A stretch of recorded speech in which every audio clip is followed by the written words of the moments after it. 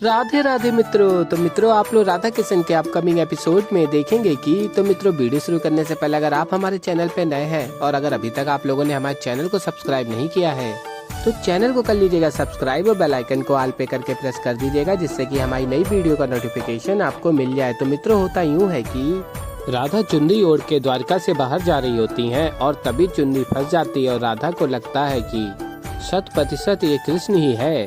कृष्ण ने मुझे पकड़ लिया, मैं दाऊ की सहायता के लिए नहीं जा पाऊंगी। और फिर राधा देखती है कि चुन्नी फंस गई है और कहती है कृष्ण भी ना कभी प्रेम से जकड़ लेता है और कभी भय से। और फिर राधा चुन्नी को खींचती है और तभी चुन्नी फट जाती है। और फिर कृष्ण जी कहते हैं राधा तो बाधा में है, कैसे सहन करूं। और फिर मित्रों, आप लोग देखेंगे कि कृष्ण जी राधा की मदद करते हैं। और फिर राधा कहती हैं ये क्या हुआ, अवश्य ये कृष्ण कर सकता है। और फिर राधा देखती है आसमान में कितनी सारी चुनरी उड़ रही होती हैं और सभी राधा की तरफ आ रही होती हैं। और फिर राधा कहती है प्रतीत होता है कि वायुदेव ही मेरी सहायता कर रहे हैं। और फिर कृष्ण जी कहते हैं आज तो बड़े प्रसन्न होंगे, क्यों पवन देव, कार्य मैंने किया, श्रेय आपको मिला। और फिर कृष्ण जी राधा के पीछे चल देते हैं। और फिर मित्रों, आप लोग देखेंगे कि राधा सारथी से कहती हैं कि आज मैं स्वयं जाऊंगी और हाँ, तुम किसी को कुछ कहना नहीं। और फिर सारथी कहता है जो आज्ञा राधा रानी। और फिर राधा रथ चलाने ही वाली होती है और तभी राधा को बांसुरी की आवाज सुनाई देने लगती है। और फिर राधा कृष्ण को ढूंढने लगती हैं, किंतु कृष्ण नहीं मिल रहे होते हैं, कृष्ण छिप रहे होते हैं। और फिर तभी राधा कृष्ण को ढूंढते ढूंढते थक जाती है और कहती है ये सत्य नहीं है, मेरा भ्रम मेरे साथ खेल रहा है, कृष्ण की बांसुरी मेरे मन में बज रही है, कृष्ण तो यहाँ है ही नहीं। और फिर तभी कृष्ण जी कहते हैं नहीं राधे, भ्रम में इतना साहस कहाँ जो राधा के साथ खेले, मैं ही हूँ। और फिर मित्रों, आप लोग आगे देखेंगे कि राधा रथ चलाती हैं और कृष्ण जी पीछे रथ में बैठ जाते हैं। और राधा को स्मरण ही नहीं होता कि कृष्ण उनके साथ वृंदावन जा रहे हैं और कृष्ण जी रथ में पीछे बैठे प्रसन्न हो रहे होते हैं। और फिर आगे आप लोग देखेंगे राधा कहती हैं चलो कम से कम द्वारका से तो निकली, कृष्ण के उठने से पूर्व शीघ्र ही लौट आऊंगी। और फिर कृष्ण जी कहते हैं मुस्कुराते हुए अरे राधा कृष्ण तो साथ ही जा रहे हैं।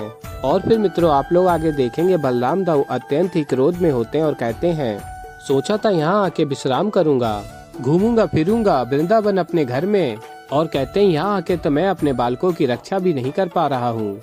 और फिर आगे आप लोग देखेंगे संदेश वाहक बलराम द्वार के समक्ष आता है और कहता है सेनापति बलराम की जय हो, एक महत्वपूर्ण संदेश है। और फिर बलराम दाऊ कहते हैं अब कौन सा संदेश है, और कहते हैं संदेश वाहक से आप जाइए। और फिर बलराम दाऊ संदेश पढ़ते हैं ताऊ श्री को हमारा प्रणाम, यहाँ दशा गंभीर है, ऋषि मुनियों के साथ साथ हम भी संकट में हैं, युद्ध की स्थिति है और हमारा नियंत्रण भी नहीं है, आपको शीघ्र आना होगा। और फिर बलराम दाऊ कहते हैं अब तो मुझे जाना ही होगा। और फिर मित्रों, आप लोग आगे देखेंगे बलराम दाऊ जा ही रहे होते हैं और तभी गोपियां आ जाती हैं। और फिर गोपियां कहती हैं क्या हुआ दाऊ, हम तो आपके संकीड़ा के लिए आ रहे थे और आप इतने चिंतित और गंभीर क्यों हैं। और फिर बलराम दाऊ कहते हैं मेरे बालक संकट में हैं और मैं उनकी रक्षा करने के लिए नहीं जा पा रहा हूँ, तो मैं गंभीर नहीं होऊंगा तो और कौन होगा। और कहते हैं देखो अब तुम लोगों को उचित लगे या अनुचित, अच्छा लगे या बुरा, किंतु अब मुझे जाना ही होगा और मैं जाऊंगा। और फिर तभी गोपियां रोकती हैं और कहती हैं आप समझे नहीं, ये कृष्ण की चाल है, वो आपको हमसे दूर करना चाहते हैं। और गोपी कहती है स्वयं तो आया नहीं और जो आया है उसे सताए जा रहा है। और तभी राधा कहती है ये क्या कह रही हो तुम सबकी सब। और फिर सभी लोग देखते हैं राधा वृंदावन में। और फिर राधा कहती है कृष्ण ने कितना आनंद बांटा है वृंदावन में, तुम सबकी रक्षा की है, स्वयं रचना की है उसने वृंदावन की, और तुम लोग हो जो ये सब कही जा रही है उसके विषय में। और कृष्ण जी छिप के देख रहे होते हैं। और तभी सभी गोपियां कहती हैं स्वागत है तुम्हारा राधा। और फिर बलराम दाऊ कहते हैं ईश्वर का धन्यवाद कि राधा यहाँ आ गई। और फिर कृष्ण जी कहते हैं क्या बात है, राधा के आते ही सारे आरोप मौन हो गए। और फिर बलराम दाऊ राधा से कहते हैं समझाओ इन सबको, बताओ कि कान्हा कौन है, क्या है। और फिर बलराम दाऊ कहते हैं इस समय मुझे अत्यंत ही विशेष कार्य के लिए जाना है, जाने से पूर्व मैं अवश्य मिलकर जाऊंगा। और तभी बलराम दाऊ कहते हैं एक क्षण, तुम्हें कान्हा ने यहाँ अकेले कैसे आने दिया। और फिर राधा कहती है वहाँ द्वारिका में कृष्ण को सुला कर आई हूँ उसके उठने के पूर्व मुझे द्वारिका वापस लौटना होगा। और फिर बलराम दाऊ कहते हैं, राधा ठीक है, तुम लौट जाना, किंतु मुझसे बात करने से पूर्व मत जाना। इस समय तो तुम इन गोपियों को संभालो। और फिर राधा कहती है, चिंता मत करिए दाऊ, मैं इन्हें संभाल लूंगी, मेरी ही तो सखियां हैं। और फिर मित्रों आप लोग आगे देखेंगे कि गोपियां कहती हैं, कृष्ण को सुलाकर आई हो ना, तभी हमसे मिलने आ पाई हो, नहीं तो कृष्ण तुम्हें भी नहीं आने देता। और फिर राधा कहती हैं, ये क्या कह रही हो तुम, क्या हो गया है तुम सबको। और फिर गोपियां कहती हैं, सत्य ही तो कह रहे हैं, हमें नहीं पता था कि तुम उस कृष्ण की बंदनी बन के रह जाओगी, उस कृष्ण ने फंसा लिया है तुम्हें।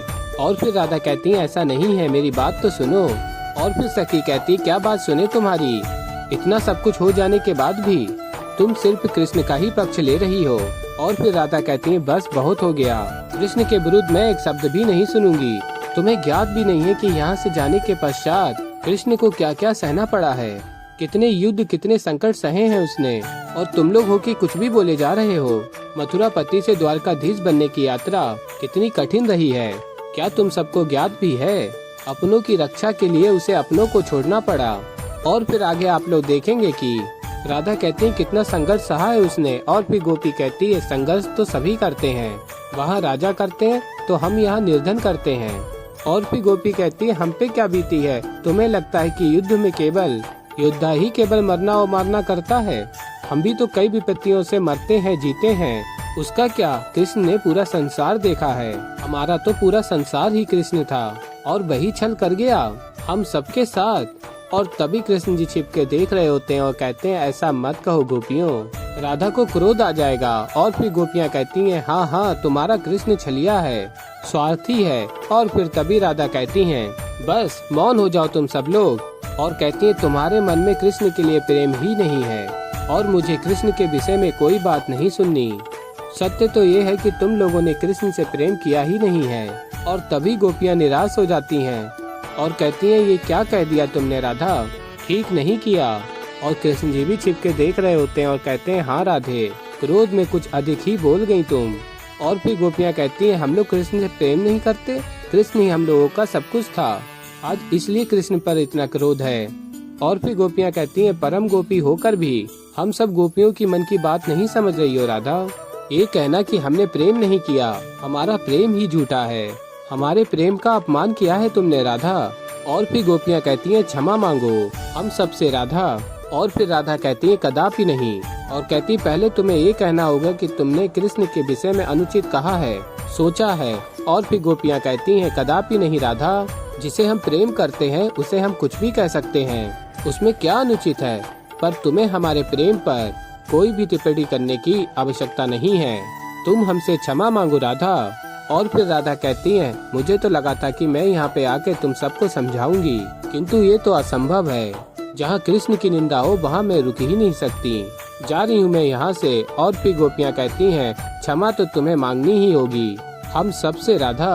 और कहती है, हम तुमसे बड़ा ही स्नेह करते हैं, इसलिए हम तुम्हें सोचने का समय देंगे, कल यमुना के तट पे आकर तुम हमसे मिलो, और यदि तुम नहीं आई तो हम समझ लेंगे कि जो छवि कृष्ण की हमारे मन में है वही छवि हमारे मन में तुम्हारे लिए भी बन जाएगी। और फिर राधा कहती है, मुझे कोई चिंता नहीं कि तुम्हारे मन में क्या छवि है, मैं यमुना तट नहीं आऊंगी, कृष्ण उठता होगा मैं जा रही हूँ।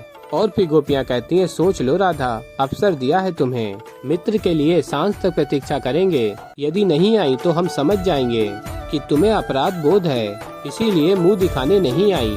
और फिर मित्रों आप लोग आगे देखेंगे कि बलराम दाऊ कहते हैं, कान्हा तुम यहाँ कब आए।